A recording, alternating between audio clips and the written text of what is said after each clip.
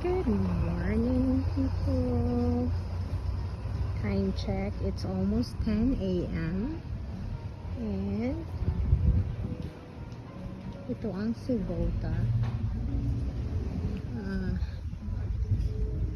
What I love here is the food and the place. Maganda yung vibes.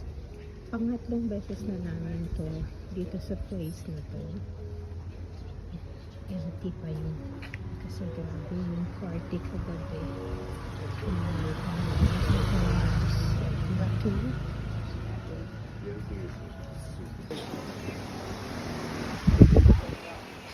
So guys, yung restaurant na yan, that's one of my favorite here in Greek.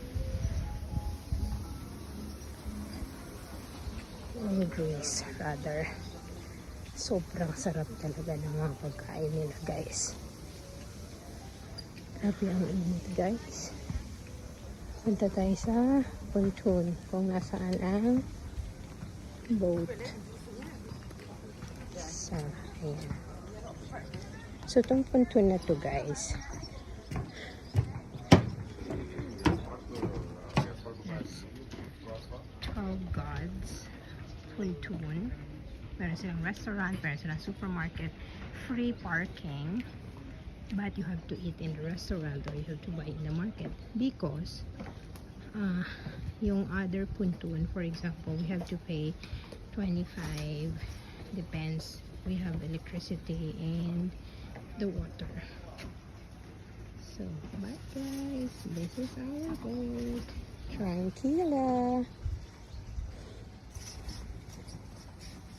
Ang ganda, diba guys? Yan ang view mo dito. Super ganda. Itong mga sail ayaw niyan. Mga ano to, rent. For rent.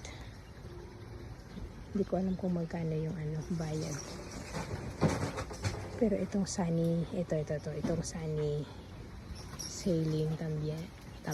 Spanish, English, kasi dahil Tagalog. Sunny sailing, ano din yan, for rent, pero parang pack siya, like 5,999 for a week, long Easter, hindi ko alam mo yung summer. So that's all for today's video, guys. So see you again next time. I hope you like my videos. Please like and subscribe.